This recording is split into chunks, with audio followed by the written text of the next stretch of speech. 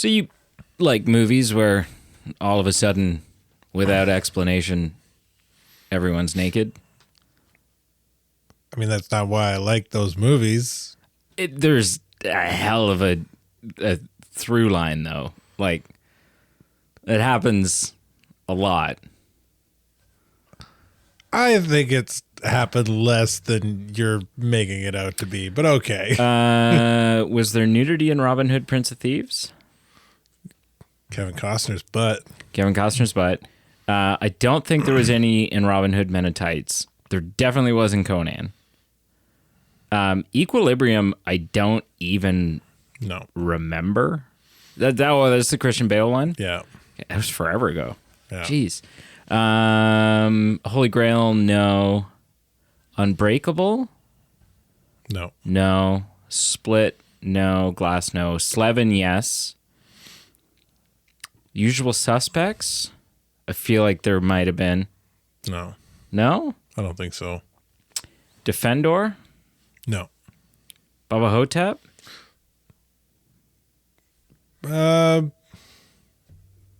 Not Bubba Hotep, but the other Bruce Campbell movies had something probably. Evil Dead 2 did. Yeah. Army of Darkness probably did.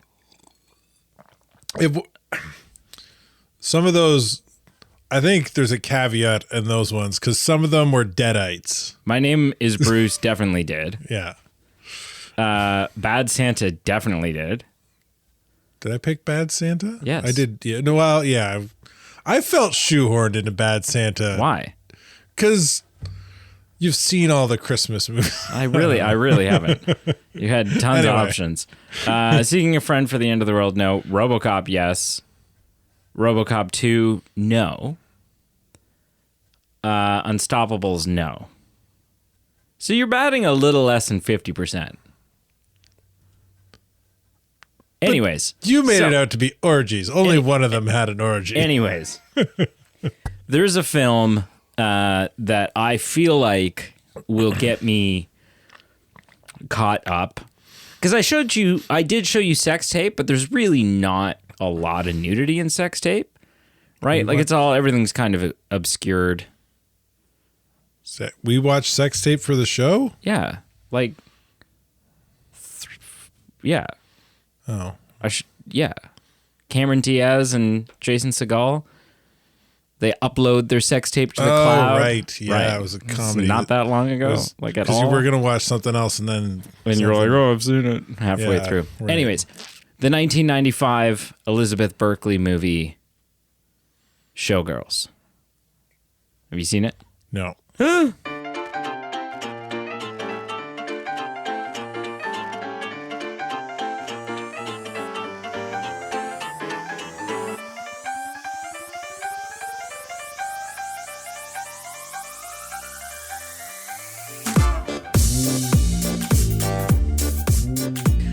So before we get into anything, I want to start this episode by giving three disclaimers. One disclaimer that we're supposed to always give, but we never give, which is spoilers. We're going to talk about Showgirls as if you've seen Showgirls. If you haven't seen it yet. Yeah, it's 30 years Welcome old. to the club. 30 years old. But if you do yourself a favor, don't. If you haven't, well, don't give your initial impressions. If you haven't seen it and for some reason you're like, it's on my bucket list, don't spoil it for me, this is not the episode for you. To content warning, I mean, we're not going to swear more than usual. We're not going to push the content warning in that regard.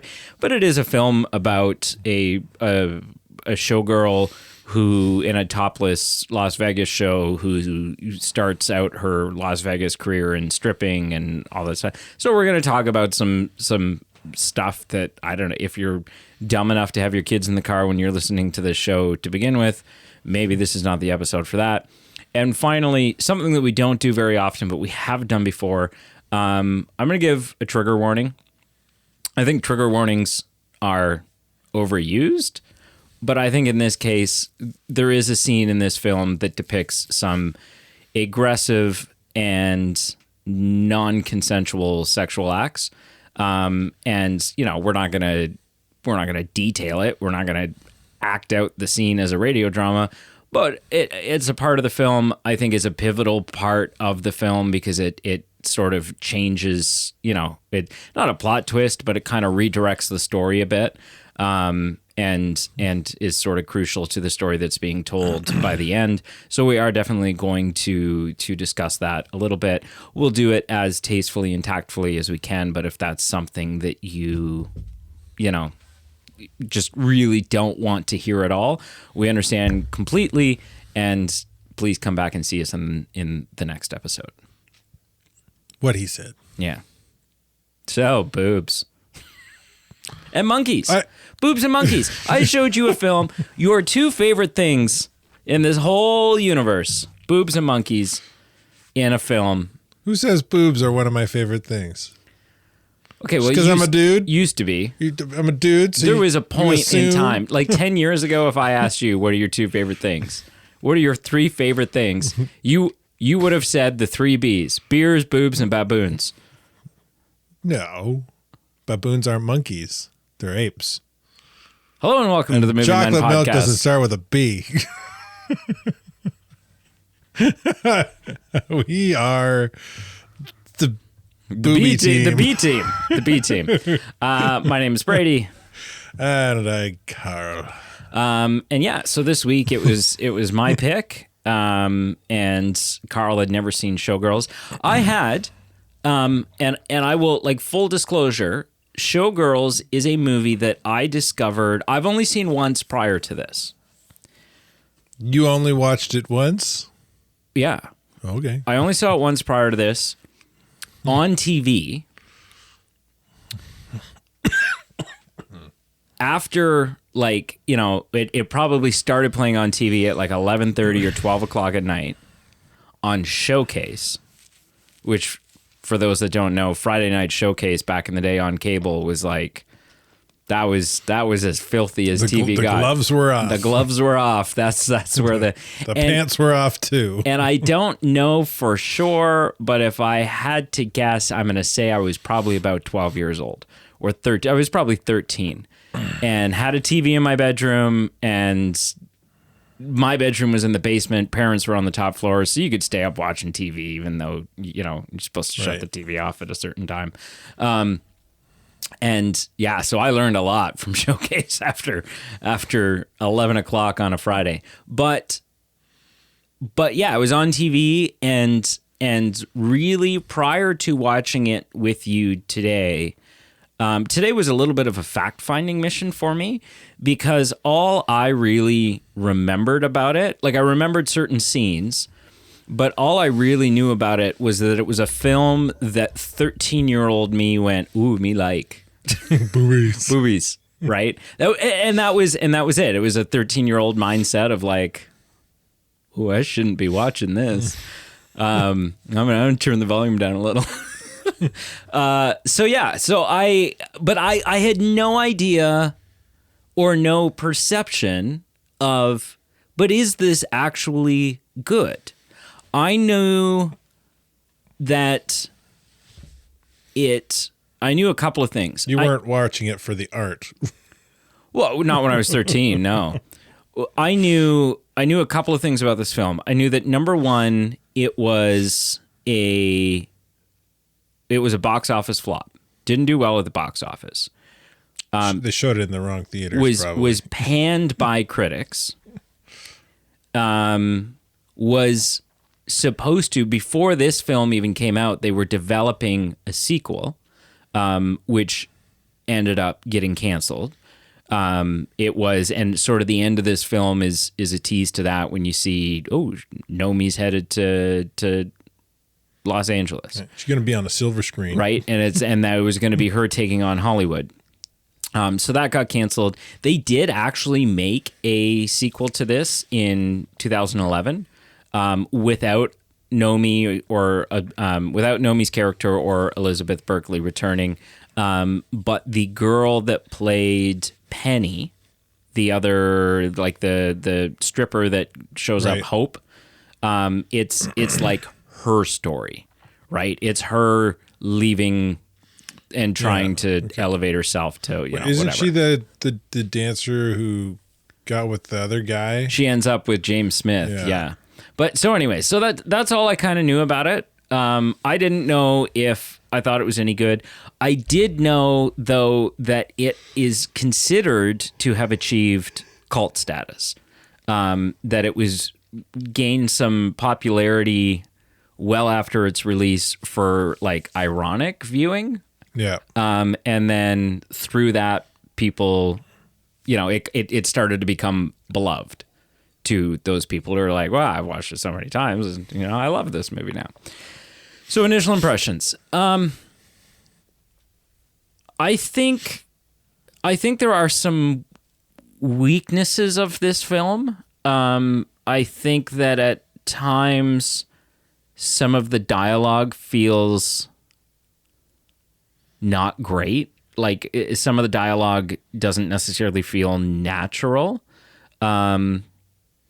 Having said that, I think to close off my initial impression here, I think that it is, to me, surprisingly ambitious in what it was attempting to do with this film. I think that in a lot of ways, it's a really smart film, or a smart premise. And I think that maybe some of that was overlooked when the film came out due to, maybe some of the performances or the writing or whatever. And that maybe some of that went underappreciated at the time, which maybe now is a part of its cult status, is that people are going, oh, wait a second, there's actually some layers here. And this is actually like, yeah, there's some things that they're trying to do with this film. And so at the end of the day, at the very least, my hat is off to this film for not just being a skin flick, not just being some film that's like, and then some events will happen and we're not really, we don't really have a message. We're not really trying to communicate anything. We're not trying to do a social study or a commentary on anything. We're just kind of making a movie. I don't think it's like that at all. So my hat's off to them for that. What do you think? What's your initial impression? I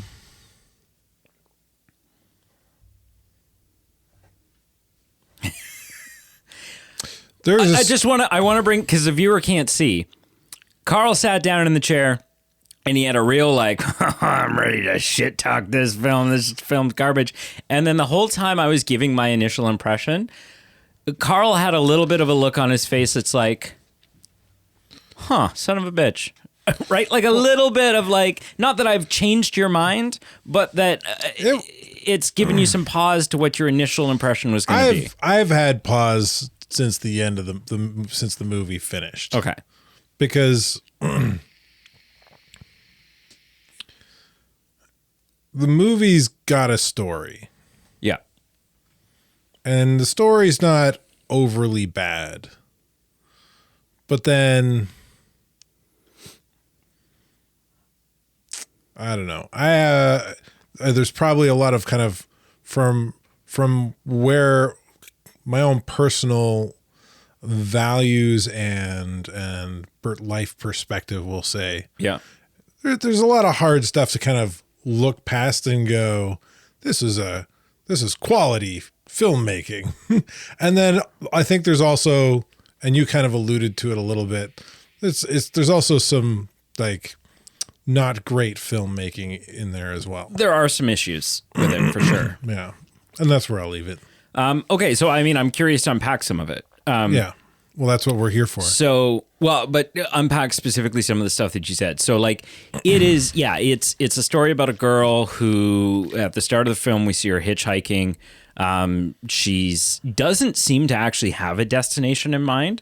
It just so happens that the ride that she's managed to get is headed to Vegas. And so she's just moving to the next town. She's just moving on. And yeah, she's drifting. And so she ends up in Vegas.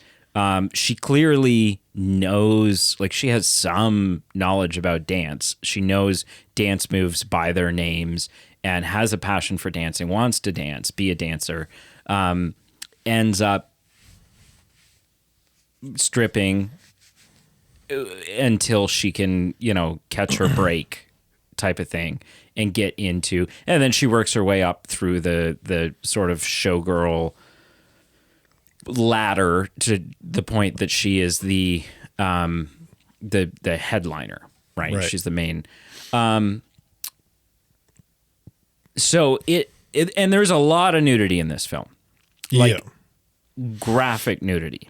Yeah, for whatever amount of screen time I've shown you in nudity, you have far surpassed it. Oh yes, no, for sure, 100%. But what I will say though is, because this is a discussion that I can't remember when we had this discussion with when we were talking about RoboCop and how it was sort of like Starship Troopers with the shower scene and whatever, and we talked about the definition of gratuitous nudity, right? Nudity that is just like, what would it's gonna make our scene pop? We'll just show a scene when they're all in the shower and they'll be having conversations that they could have had not in the shower, but we're gonna show them in the shower, and that's gratuitous nudity.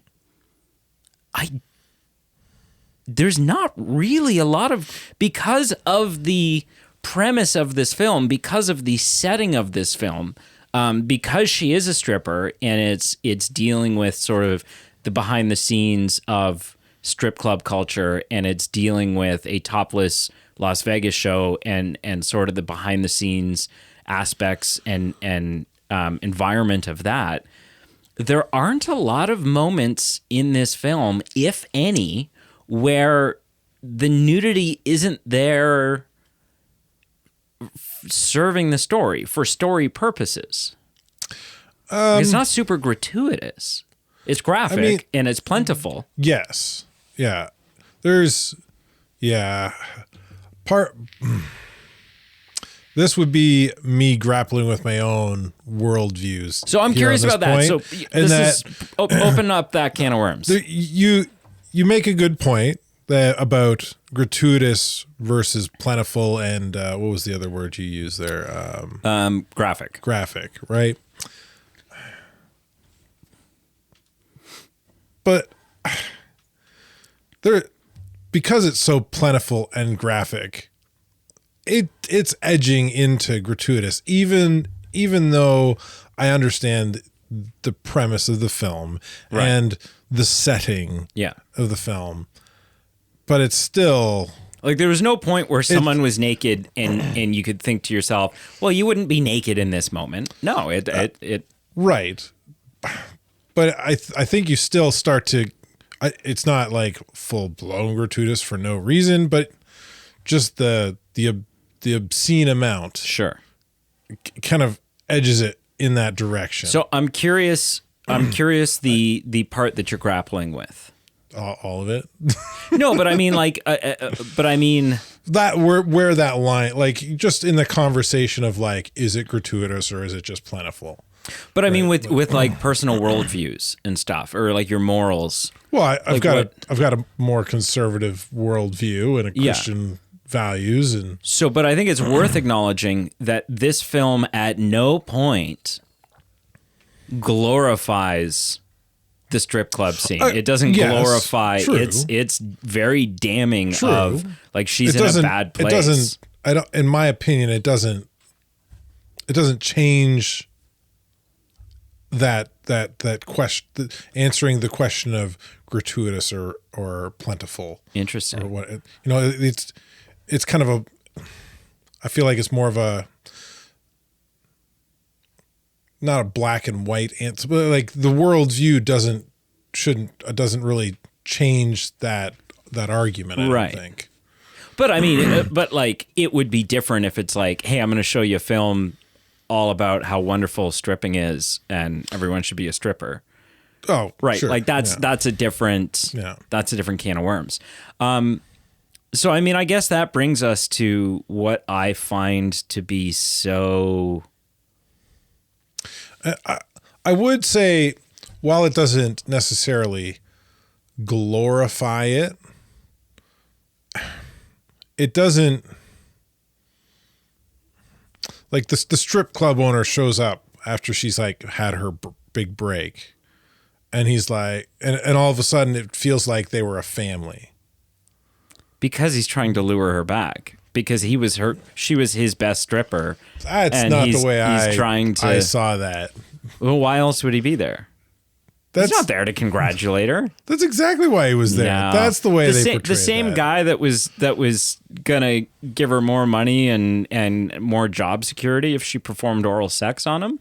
He's not there to congratulate her. He's not showing up with flowers. I'm so proud that you got out of my pig den. No. He's scum. He's slime. Yeah, no. And so, but I think like this is a good chance to segue into the thing that I ended up finding in this film that I didn't know I was going to find, and the thing that I sort of, my hat is off to, that this film is a real commentary on the unglamorous side of the glamour of Las Vegas. The unglamorous side of even an esteemed strip club like Cheetah's. The unglamorous side of even the top dollar, fancy, many would consider to be tasteful and artful, like a burlesque style show, right? And sort of the dog eat dog side of that, right? The I'm going to push you down the stairs so that I can get to the top side of that. It's a great commentary on just the business aspects of it, right? That like it is like Zach is is a huge two-faced douche that is telling Nomi what she wants to hear, but at the end of the day only cares about the dollar. Yeah. And the hotel owner that we see at the start of the film introduce Crystal as the new showline girl, and he gives a speech and blah blah blah, and then towards the end of the film we see him having to now hold a new press conference to introduce Nomi as the new replacement, exact same word for word, the exact same speech, right? And that it's all just dollars. Yeah. It's just show. Yeah, and I think that premise of the film that it tries to grapple with is the intriguing and kind of interesting part of this. Yeah. Everything else is a lot weaker. Yeah, I mean, the dialogue, the big things for me that I'm like, okay, what's happening here is when it does not matter. Like it's super convenient. We have these two interesting characters early on that are introduced on Nomi's radar, which is this bouncer at the club that she doesn't really get fired. James Smith, some guy who's just trying to have sex with her, essentially. And then Crystal, who is Zach's current girlfriend and the current headliner of the... Yeah. And so they're sort of both on her radar. And it doesn't matter if she's out pumping gas. It doesn't matter if she's getting herself a cheeseburger or showing up at this club or, wherever she is. Both of these two show up independently. Like it was just constantly like, oh, okay. Constantly here comes the tension. Happened to be where she was. In Las Vegas. It's not a small town. And since now you've brought it up, the whole storyline with his character's name was James, the guy who was a trained dancer, but was essentially bussing tables and bouncing, parking cars. Yeah. That whole storyline, pointless. It adds nothing to the film. Yeah. It's useless. It's wasted. It's wasted time and space. It does nothing. Hang on, give me a sec. It doesn't do a lot. I think it's another layer in the fact that even like in show business, someone who shows interest in you and thinks that acts like they have your best interest at heart and care about you really don't. It serves as another example of that no matter where she goes and no matter who seems to care about her, none of them do.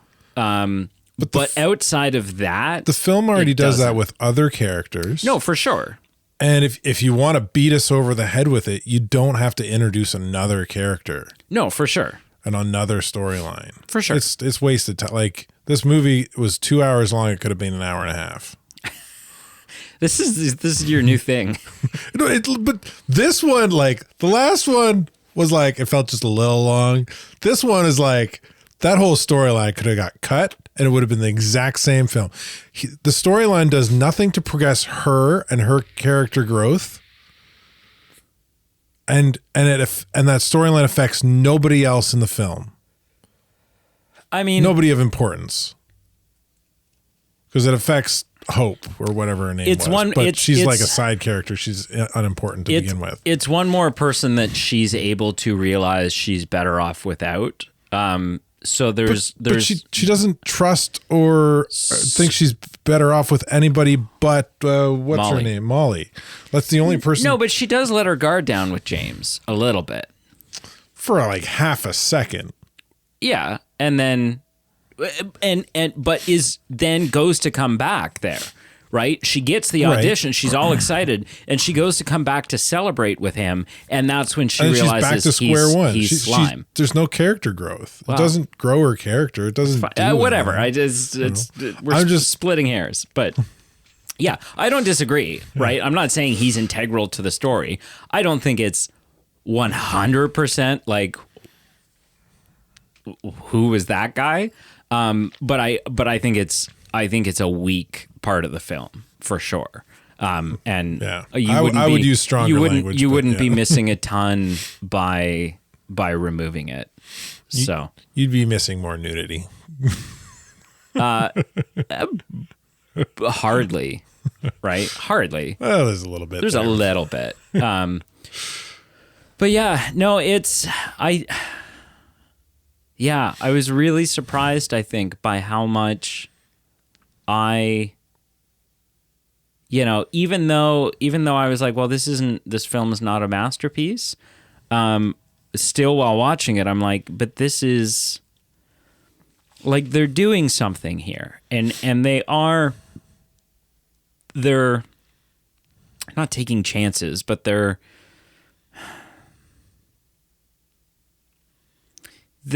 making this film, it feels like, with a purpose. Like, there is a not just a story here, but there is a commentary that's happening. There is they're showing moral lesson. They're showing something that some of the world might not understand or know about, or might not want to see. Yeah, which is what we talked about, which is the most interesting part of the film, the dark kind of seedy underbelly of Las Vegas showgirl business. Because, and here comes the trigger warning, but even when she's at the top of her game and finally gets an opportunity to meet a musical celebrity that her and her friend Molly are both infatuated with, this musical guest, it comes off as a little creepy to Nomi, so she doesn't really engage with him. Well, doesn't want to engage because she wants her friend. But Molly kind of goes off and looks like Molly's gonna get bought a drink and get to hook up with her musical celebrity crush. And as soon as they get off into a private room, two other big guys, essentially his bodyguards, come into the room and they rape her. Violent, like, not just rape her, but like break her nose and punch her face and like really, really, really beat her up.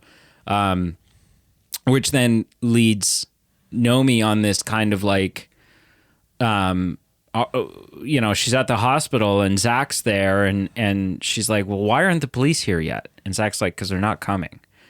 And she's like, what the hell? What do you mean? And he's like, look, this guy, this Arthur, I think was his name, Arthur Carver. Arthur is, or Andrew Carver. Andrew is, it currently has a residency over at that hotel. But next year he might have a residency at our hotel or at that hotel. He's a part of the team and you're a part of the team. So be a team player. Yeah. Right? And it is what it is. Yeah. Yes, this happened to your friend Molly. It doesn't matter. We'll make sure she gets a nice little payoff, which she'll get her own tailor shop and and whatever. Sweep it under the rug. It's business. That's just business. Yeah. He's allowed to do what he wants because he's famous. Because he's famous and because he's going to make us, and he's going to make us a lot of money. So we don't care. Yeah. And I think there are a lot of exaggerated parts of this film in that, particularly some of the aerobic sex scenes. There's a lot of like the sexuality, because there's not a ton of sexuality in this film. There's not a ton of sex scenes. One consensual sex scene and one unconsensual. Yeah, I mean, there's the brief. There's bumping and grinding and but there's no feeling up. Yeah. But even like just sexuality as a whole. The majority of the film and the nudity that's in the film is from stripping and from the Showgirl show, the Vegas show, and the dressing rooms and the dressing. Yeah, places. But that's sort of a part of that, right? A part of the Vegas show. And so there's not a ton of sexuality in the film. Where was I going with this? I don't know. Something about... We're talking about Andrew Carver. We're talking about what happens to Molly. Naomi. You were going down some rabbit hole about the... Oh, exaggerations. Yeah. Yeah. So, I mean, some of that stuff is a little exaggerated and wild. But unfortunately... like I don't think what happens to Molly at that party and sort of the response to it from the business minded suits is all that exaggerated. Oh, especially from back when it was made too. Yeah. 95. Yeah. So I don't think that's that, especially in Vegas. It probably still happens. Like, not to crap on Vegas. If you live in Las Vegas, you love Las Vegas, power to you. Someday I'd love to, Brianne and I have talked about it. I'd love to go see Las Vegas, especially now with the Sphere and all this. Like, it'd be cool. But it is the city of sin for a reason. Yeah. Right. Yeah. And it's got a seedy underbelly. Yeah. Yeah. Like it probably still happens. I don't know if it's naive to say it doesn't happen as much, but well, we just don't know. Yeah. That's the thing. It's not even an educated guess. I would say it's a hopeful guess based on, workplace practices overall across all industries. I don't know that applies to strip clubs. No, I'm not. That's why I'm saying it's like a hopeful guess, right? Like you said, I have no evidence to base this off. But of. I don't think that's exaggerated. I don't think the dog eat dog. I'm gonna drop beads on the stage to. Oh, that kind of stuff probably still happens for sure. And I don't think any of that's exaggerated. And so to that, again, my hat is off because, it would have been really easy to go really over the top with this film. And I don't think they did really. Like, I think we're seeing what feels like, this is kind of a crazy movie. but because it's dealing with and centered around a crazy aspect of our world, and so, but I think it's surprisingly grounded. Like, it's a surprisingly grounded film. Not the best performances, not great writing, but a strong premise, a strong-ish story, and I think a really, really valiant effort at providing a commentary on how someone who we discover a horrible upbringing, right? Dad kills mom and then pulls a gun on himself. Yeah. You end up with a laundry list of criminal charges, change your name, skipping from town to town because, and that's you fell through the cracks. That part of the movie makes some sense to me a little bit. Like throughout the whole movie, she's extremely vague, extremely guarded. Yeah. And From extremely places. vague about her past. And defensive about getting close to anybody. Yeah. So when that comes to light, you're like, oh, okay. That makes some sense. Up until that point, it seems exaggerated. Like you get the sense, okay, she's got history. Yeah. But it just seems like, man, you don't trust anybody? What the hell's wrong with you? Right?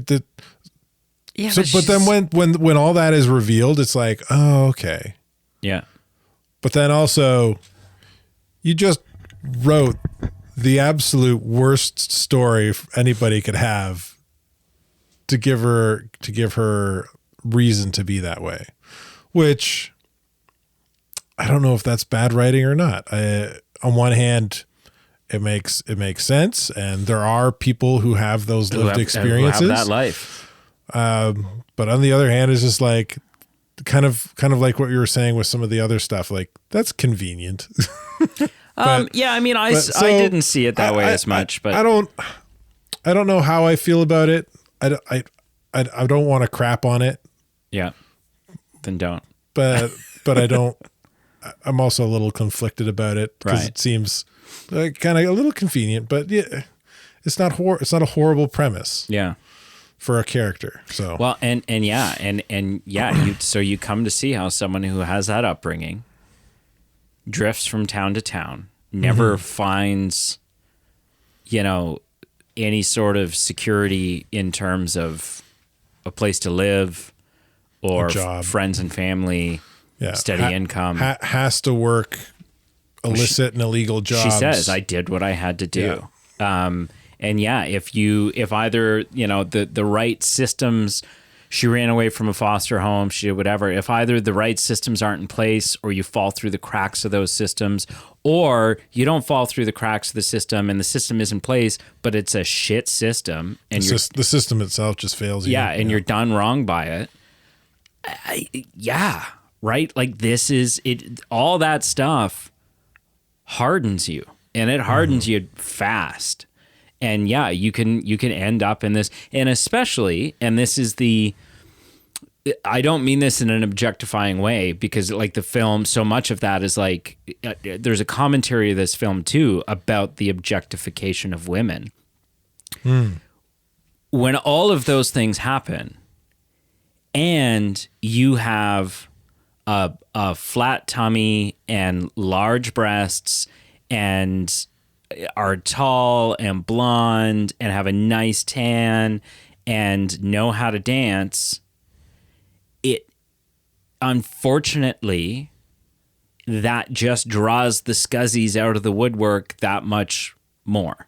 Yeah. Right? And your life gets that much harder. And I think I love that about this film, and it's something that's maybe easy to miss if you're watching it, or maybe easy to get completely backwards. But I think a big thing that this film is saying, it's not the main focus, but it's something that is communicated in this film, is that the notion of life is much easier if you're if you're a beach blonde 10 isn't true. You have more opportunities that come to you, but those opportunities are not often what they appear to be on face value, right? They're not always great. You get the you fame. still need to make good choices. You get the fame and you get the attention, but as soon as you're in your late 30s, no one cares. Yeah, no one cares. And it's that scuzzy. point is kind of pointed out in the end when Crystal is talking to her in the hospital room. It's like there's always somebody younger looking to take your spot. Yeah, I aged out. Yeah. Even when you're looking at Crystal always and someone you're like, behind the stairs. You're looking at Crystal and she's like, I don't know, maybe mid to late 30s. Yeah. Right? But it doesn't matter. She's aged out. Yeah. Right? Nobody cares. There's no money for her in dancing now because she's no longer young and to use a crass term, but it's a crass term that they use in this film, she's not affable through the eyes of the business, through the eyes of the industry. You don't have that sex appeal. Nobody wants you. And it's kind of like, again, kind of crass, but it's, aged out and kind of used up. Yeah. Would be another kind of crass term to. But what I love about this film is that I think it's a commentary on how of the industry horrible that is. Right? And what happens to these women. Yeah. Yeah. And so Princess Bride music too. Yeah, that was weird. Did you when I mentioned it to you, did it kind of click? It's not the same. I've seen Princess Bride once and I thought it was you don't stupidly like overrated. I don't dislike it. I just think it's not what everyone thinks it is. It's like that. It was that very similar kind of Sue me. Really the music she kisses Crystal at the end. When they're two girls are kissing. Felt it's not the same. No, it's clearly not. But I think like the composition of instruments and kind of how it plays out. It just had a similar melodic. It was like, oh, this is very similar to Princess Bride. That's funny. In the moment, like I'd have to watch Princess Bride again to really get it. Yeah. To compare, but just like that's the memory the music triggered for me. So is there anything else you liked, disliked? I don't know. I think the big standout was kind of the dog eat dog storyline for me. Like the one girl causing the guy to slip and the girl to have a hip fracture, break, whatever, and then now she doesn't have to deal with the girl she doesn't like. Yeah. And then all of a sudden our main character becomes the star and she's like, hey, can I be your understudy? Yeah. And it's like she got the idea how to get that position by copying her. Yeah. It's like, and she comes to the realization, especially after talking to this girl. Yeah, this girl's going to push me down the stairs. Especially after talking to Crystal, who got her job, her position by quote unquote pushing someone down the stairs, where our main character's like, oh crap, this is my future. Yeah. Like I'm going to get pushed down the stairs. Yeah, 100%. So like I think nobody's pining for your job if you're at the bottom. Yeah. Everybody's shooting for you at the top. Yeah.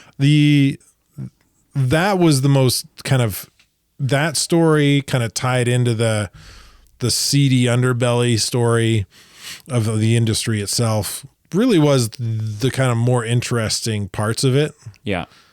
Everything else I could have done without. All right. So are we ready to score this? Sure. All right. So I'm very curious, but I have to go first. You do. So pull open our little I'm not even look at mine this time. I rate in a vacuum. Do you normally look at it? I look at it when I feel like there's something similar to compare it to. Right. Something that is also in the vacuum. I'm giving this a score. It's a weird turn of phrase, rated in a vacuum. I liked the film more, A, than I thought I would, and B, I liked it more the more that it went on. Yeah. The more that they're sort of unpacking and introducing these layers, and you're like, oh shit, like there's something here. There's some real substance. I'm actually going to give it a 7 out of 10. Oh. I think if the writing and the performances were on point, and not all the performances are bad. I think Molly's great in this. I think there's a couple of people who are really good in this. I think if the performances and the writing were better, it might be up at like an 8. And one could argue that bad writing and bad performances should deduct more than 1 point. But I'm giving so much weight and so much appreciation to what the message is and what they're trying to do with this. That I think it's a 7. I think it's good. I think it's a good movie. I don't think it's an amazing movie. I wouldn't go as far to necessarily say it's a great movie. But I think it's a pretty good movie. Okay. What say you? Yeah. There's a story, like I said in my initial impression, there's a story here. And it's a good story to be told. It's not told well. Couple that with an entire storyline that is completely unnecessary. You could cut it from the film, and the film would be better for it because now you're not being distracted and detracting from the more interesting and important part of the story. Yeah, it would have made the film that much better. So all that being said, I'm going to give it a 5. 5. It's not a piece of crap. Take it or leave it. Take it or leave it. Ooh, that dropped my score. If you're curious, it might be worth a watch. But even if you're curious and you decide not to, you're not going to miss out. So I went from a 7.2 down to a 7.1. Woo. Yeah. It's hurting my score. Oh, 0.1 drop. But, so, I still like my films better than you like my films. And you like your films better than I like your films, which tracks. Touche. Tracks. Yeah, makes sense. Overall, we both like my films better than we like your films. So, I mean, there's that. I've shown you some hot trash. You showed me a few things, but I feel like I've shown you more trash than you've shown me. Yeah, but you even like some of the... I gave My Name is Bruce a 0.5. You did. That hurts your score significantly. What'd you watch this week? Oh, yeah, watching. I'm excited. Dude, I have a list. I got a list. Where's my list? One Piece. Yeah.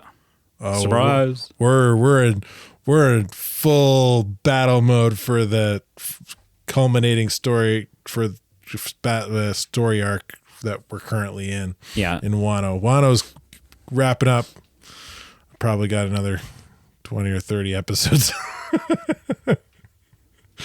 My wife and I, we watched the last episode of Decamerons. Right? You're done that now? This weird, depressing show that takes place during the plague in Italy, I think it is.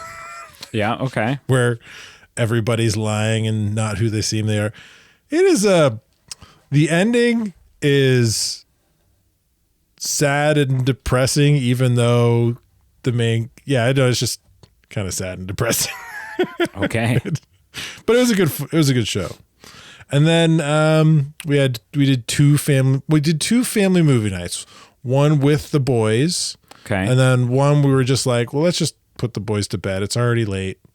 And then we'll watch something that's still family friendly, but a little more mature with the daughter who's older. Oh, okay.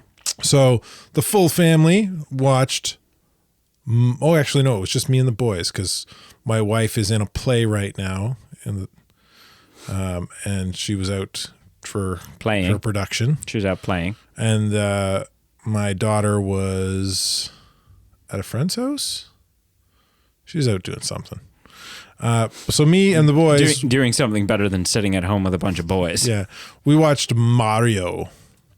Like the new animated one? Yeah. Which I picked because it's a fun flick to watch with the boys, and also because plugging the Patreon, Pete wrote a little article for our Patreon about Mario, and I was like, so it sparked your like, and you had just so his was a comparison between, not a direct comparison, but sort of a loose comparison between Mario and Toy Story, and you've just recently watched all the Toy Stories.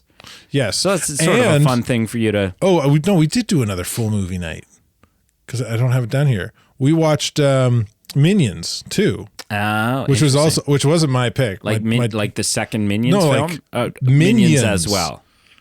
Yeah. Well, you said Minions 2, Wait. but like Minions as well. Is there only one Minions film? I don't know. Wait, hang on. It's the Minions origin one. Yeah, Rise of Gru. No, Minions movie. Yeah. What are the 2015. other ones called Minions? So there's Minions in 2015. Yeah, right. That one's And then there's Minions: The Rise of Gru.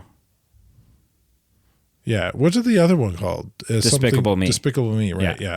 So yeah, we watched Minions. So like the origin of the Minions and Yeah. how they've how they found Gru. Yeah, dumb movie.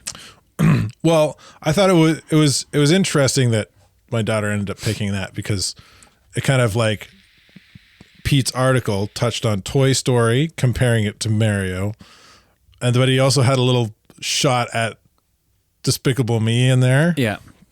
And the Minions, which I thought was a cheap shot. I'm not gonna lie. Minions is bad.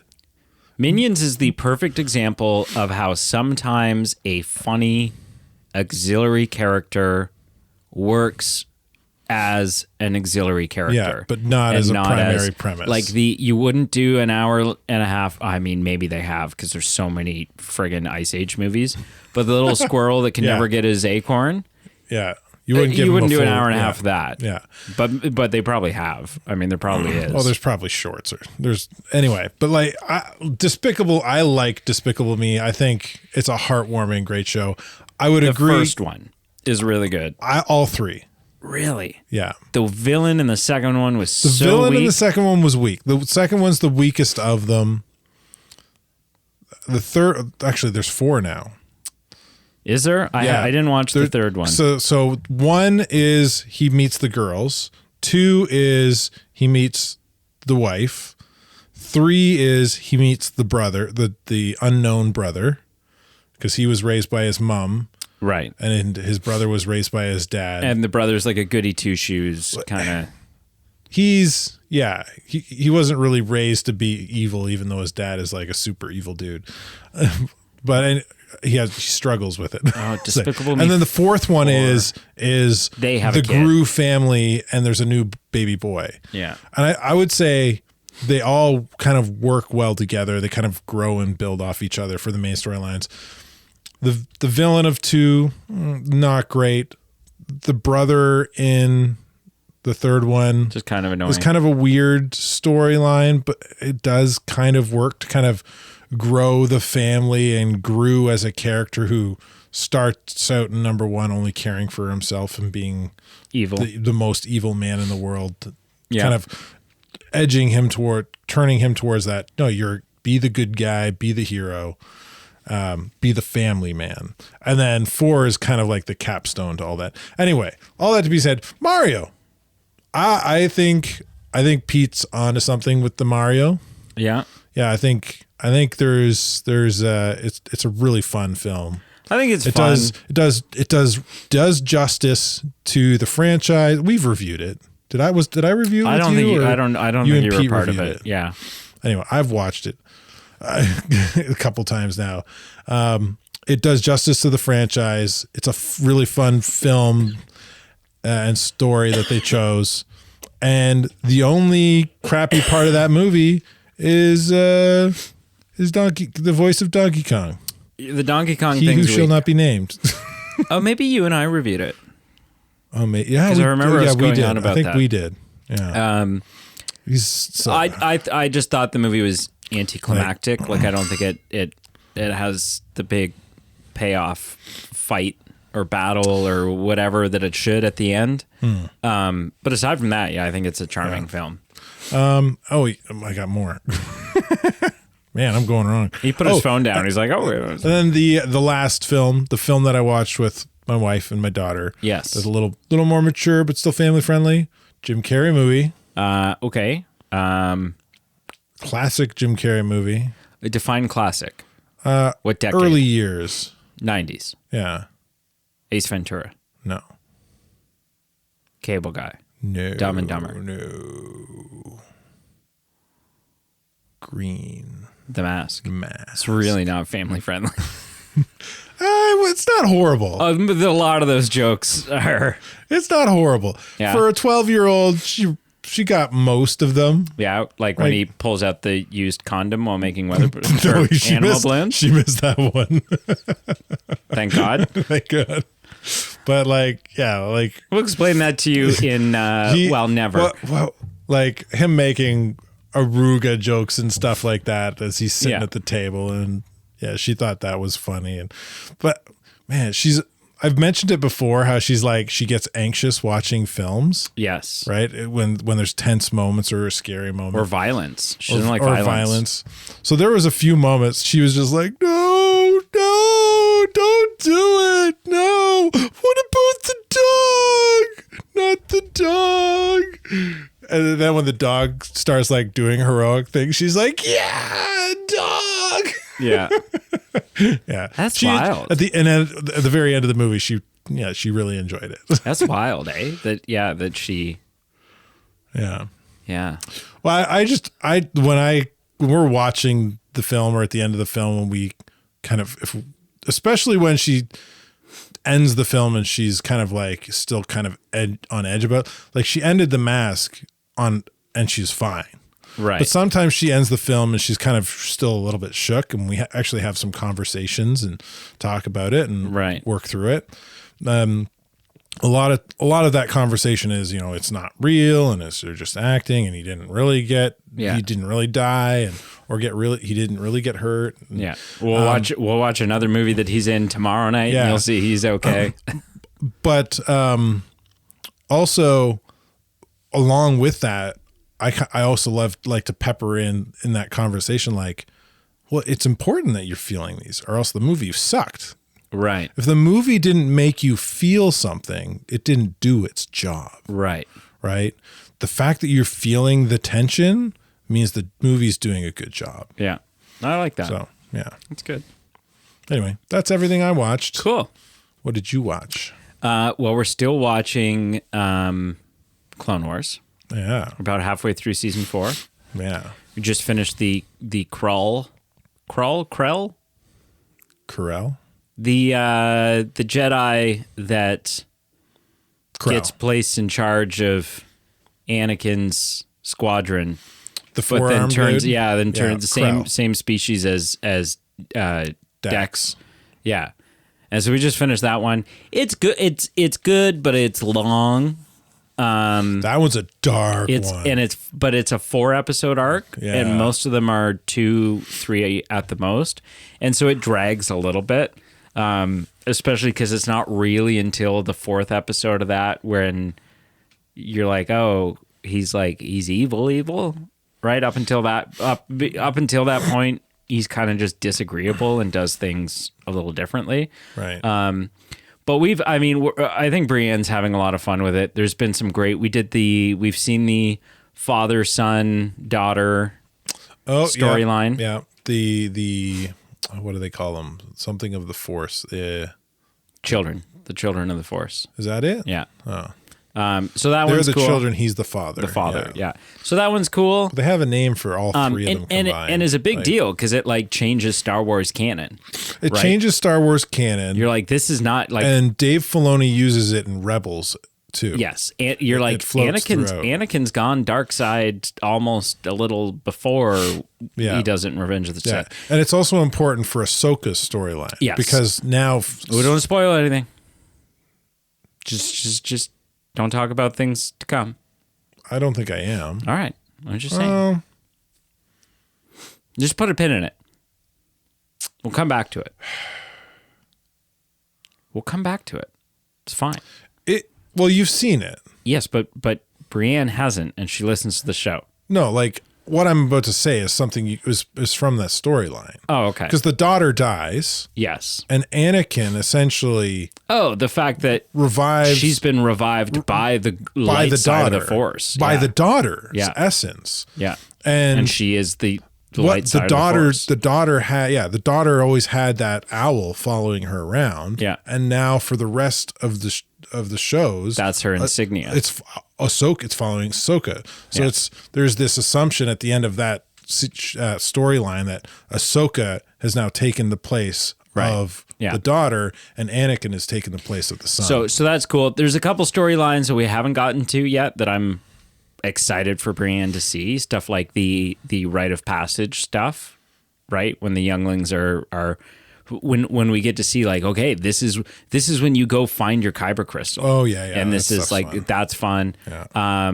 Some of the Maul stuff is going to be fun. Oh, the Maul stuff's great. So looking forward to all that, and then obviously season 7, just because it ties in so heavily with Revenge of the Sith. Yeah. And you're like, oh, this is happening at the same time as Revenge of the Sith, and I'm just seeing stuff from different perspective. It's answering where the hell was Ahsoka while all this was happening. Yeah, there are moments during that season, like shots where it's like you can cross compare them to shots from Revenge of the Sith. Yeah. Ooh, Obi-Wan's off to Utapau. But if you're watching Revenge of the Sith, the live action, and you're watching a specific scene, it's like, oh, I kind of seen that scene in this season. Ahsoka's just off to the right of the camera, but we don't see her in Revenge of the Sith because she's off to the right of the camera. The scene's happening in the background of this episode So that's all fun. Movies wise. Brienne and I watched Lucy. She had never seen Lucy. Oh, okay. Yeah. I explained to her going into it, I was like, it's a good movie. I don't know if you'll like it. I think you'll think it's a little weird. It's a little shut your brain off, but it's fun flick. It depends. I mean, or really engage your brain and try to wrap your head around what's happening. Yeah, you could. Which is the route that I go. Okay. But yeah, so the movie ended and she's like, I'm pretty confused and I don't. It was a little weird. So the next night I was like, okay, let's pick That's something. The one where she gets like the chemicals in her brain that make her in her gut. Yeah. Make her it's in her gut. It makes her really smart. Oh yeah, because she starts unlocking more percentage of her brain power. Yeah. So we watched that. The next night we watched Venom: The Last Dance. Watched the final Venom film. Oh yeah. Yeah. And it's good. It's not anticlimactic. It was good. Yeah, it was good. It kind of serves as a good bookend to the Venom trilogy, while also clearly setting up, like, the ending of this film feels very, even though you're like, oh, okay, I'm pretty sure the Eddie Brock storyline is maybe we've wrapped things up there. The film ends, and like the ending shot of the film feels very much like the MCU post-credit scene where you see Thanos putting the gauntlet on and he's like, fine, I'll do it myself. Right? And you're like, oh shit. Right? Like, we're going places. So yeah, feels like a bookend, but also the start of more to come. Did you rent it then, or? Yeah. Is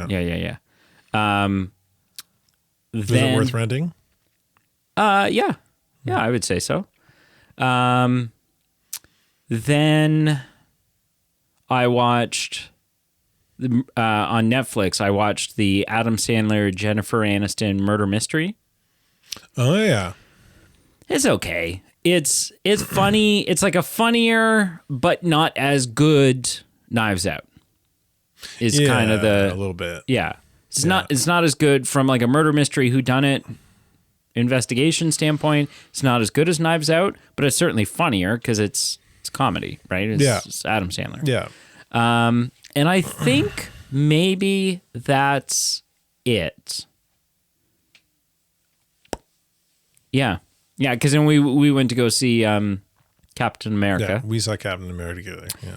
And I think that's it. Yeah. Although I have plans this weekend to watch a movie I've never seen before. I don't know if it's on your list. Are we getting you going to give us a little sneak peek of what next week's What I Watched is? Yeah, I can tell you. I just want to look at your list and make sure I'm not about to break your heart. No, it's not on here. I'm going to see Mad Max Fury Road for the first time this weekend. Yeah. That should be on my list. Oh, it was too late. I'd want to make you watch Mad Max first. I want to, but I'm not. I won't have time. I want to watch because you know me. I want what is there 3 of them? Like I want to watch because Mad Max. You're not going to give it a good score. The original Mad Max. I'm not going to give it a good score. But it's like one of those iconic If films. you're not going to give it a good score, there's a pretty good chance that I'll like it. We have differing. Do you like it when there's lots of travel shots of cars driving across the country and nothing else? It's my favorite. Yeah, no, see, because you know me, right? I'm like, I'm watching Fury Road. That's the 4th film. Yeah. I want to watch the first 3. Even if they're not. Yeah. I think it's the second one I think is the one where it's like the series really takes off. What's it called? Thunderdome. That is the 3rd one. Beyond Thunderdome is the 3rd one. Okay. The second one is called The Challenge. Mad Max 2, The Challenge. Wow. I don't think I've seen that one. Yeah, and then obviously there's Furiosa, which just came out. Right. I haven't seen. Which apparently Mad Max isn't even in. So no, because it's Furiosa, a Mad Max saga. So it's a spinoff, a prequel and a spinoff. Yeah. So yeah, but it's got Anya Taylor-Joy. Yeah, it does. Yeah. Thank you for listening. Make sure you check out all of our socials listed down below: Facebook, Instagram, Twitter, or X, whatever you know. Patreon. Got a shit ton of stuff on our Patreon. Yeah. You sign up for Patreon. You can see what we're talking about Pete's little blarg. Blarg? Blarg. It's blarg. Yeah, it's blarg. That's what they call it now. Sharing up for the Patreon, you can see the blarg. The blarg. Blarg de blarg. And merch. Yes. Merch. We sell G-strings. I've been doing this too long. Showgirls, G-string. You want your Las Vegas style G-string? Banana hammocks. Yeah. We sell them on there. They're Carl's. They're used. And depending on how many days he's worn them, the price goes up. Hey.